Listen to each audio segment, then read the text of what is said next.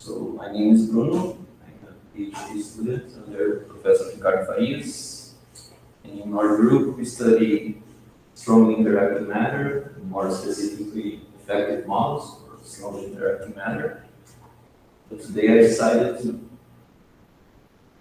take a more introductory approach and explain some key concepts that arise and that we'll be talking over and over in the next lecture. So this is the outline I'll follow. I will briefly motivate and introduce QCD, quantum chromodynamics. Then I'll talk about one of the effective models we work on, which is the Nambu Jona-Lasinio model, present some results and our conclusions. So what we are interested in is the strongly interacting matter. So here I have the four fundamental forces of physics. So the strong interaction, of course, has the highest quantum strength of the four interactions, but it also has a very small range, around the size of the nucleus. So we are interested in very small systems that interact strongly. For example, it's 10 to the 5 times the weak interaction, 10 to the 3 times the electromagnetic interaction in string.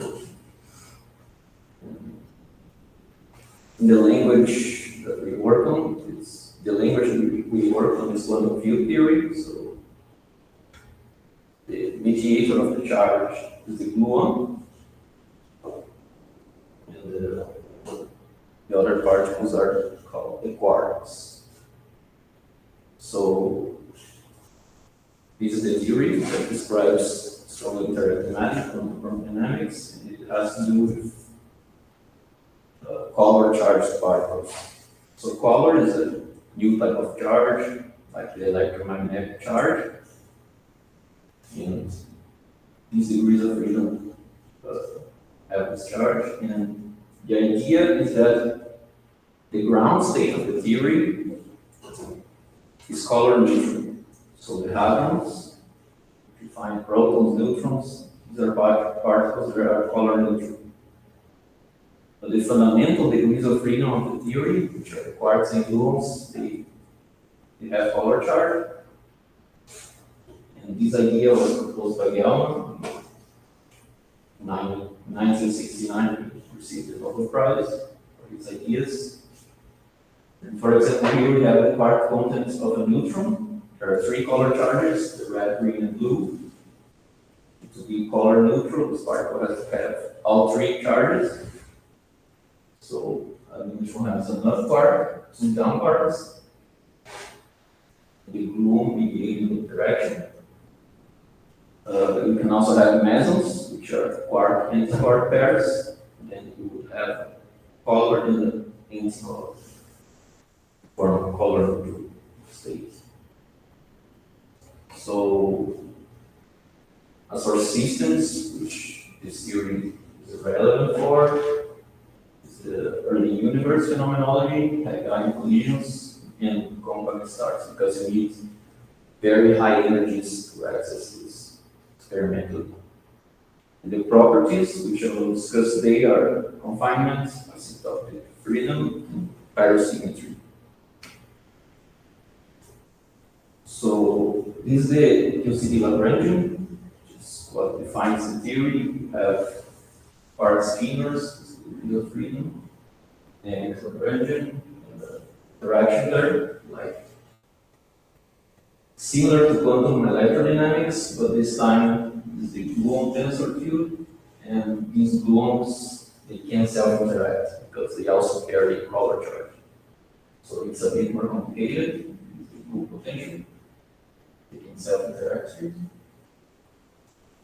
And I'll not discuss much more about QCD Lagrangian, but we know from Nander's theorem that if a Lagrangian possesses a certain symmetry, if it is symmetric in a certain transformation of the fields, then there is a conserved current.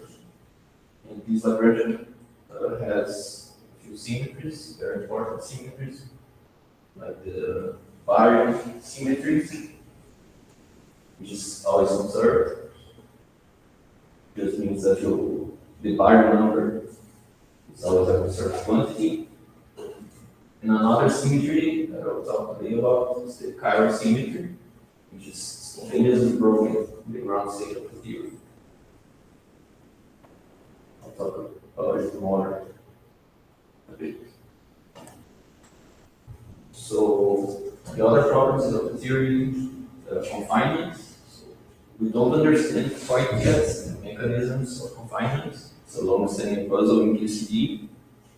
It's actually one of the Millennium Prize problems, explaining confinement in Mills theories. So, but the idea is that observed particles must be color neutral. And although quarks and gluons are fundamental degrees of freedom, the composite particles form the ground state, color neutral particles. And this is a strongly coupled theory in the low energy regime.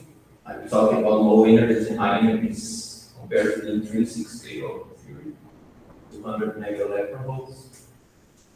And at very high energies, the coupling decreases. Then the quark-gluon plasma is observed. It's a more weakly interacting soup of particles, the quarks and gluons. So in QED, for example, this is the behavior of the coupling with respect to the momentum transfer. This is small for low energies and increases for high energies. And you have the opposite behavior in QCD. Because of this difference in sign. As the momentum transfer increases, Q squared, the denominator increases and the coupling decreases. But what this means is that here's what we call asymptotic freedom, the decrease of the coupling with respect to energy scale. But also what this means is that at low energies you cannot apply perturbation theory because this theory is strongly coupled. It's a major complication of linear results. Also, I briefly introduced some energy scales there, and it's a standard in quantum field theory to work with the natural unit system. It's in the H bar, units, and the Boltzmann constants, they're all equal to 1. And as a consequence, all physical quantities will be measured in units of energy. To have an idea of temperature, for example, 1 mega electron volt would be equivalent to around 10 to the 10 Kelvin, so very high temperatures. And I talk a bit about chiral symmetry. It is the Lagrangian symmetric, they're chiral transformations, but any mass term in the theory goes like this, brings chiral symmetry. And the ground state is massive. The hadrons form the ground state. So the symmetry is spontaneously broken in the vacuum. In fact, chiral symmetry breaking accounts for the larger portion of the masses, the particles we observe. And it can be dynamically restored at very high temperatures, for example. The energy state increases. Here we have a picture of the standard model of elementary particles. You can see these are the quarks, the gluon, the mediator of interaction. For example, if you take a proton, which is made up of 2 up quarks and 1 down quark, it would add up to about 10 MeV in mass, but we know a proton has around 900 mega electron volts mass. So the mass of this particle is not from the mass of the current quarks, but actually it's created by the interaction by chiral symmetry. Now talking a bit about how we solve QCD, how we can obtain results from this theory. As I mentioned, standard perturbation theory cannot be applied. Most regimes we are interested in low energies. So you need some alternatives, which include lattice QCD, Eisenhower equations, others. So lattice QCD is just a discretization of the theory in the space-time. You obtain the results and try to extrapolate to the continuum later. And this is a traditional approach, very widely used and trusted, but it cannot obtain results in the finite density regime, for example, which would be relevant for stars. Because of the called sign problem, which is a determinant be equal to the complex conjugate, you would need an imaginary input potential. And if this determinant is imaginary, you cannot perform Monte Carlo simulations because the partition function will be proportional to the determinant. You cannot generate the waves. So in this regime specifically, it's a very good motivation for the use of effective models where you reproduce some properties of the theory, but you can access the finite density region. This is a picture of the QCD phase diagram with the temperature and variable density plane. So for low energies, low densities and low temperatures, we have hadrons confined. And as you increase the temperature, vertical axis, there's a smooth transition to the quark-gluon plasma.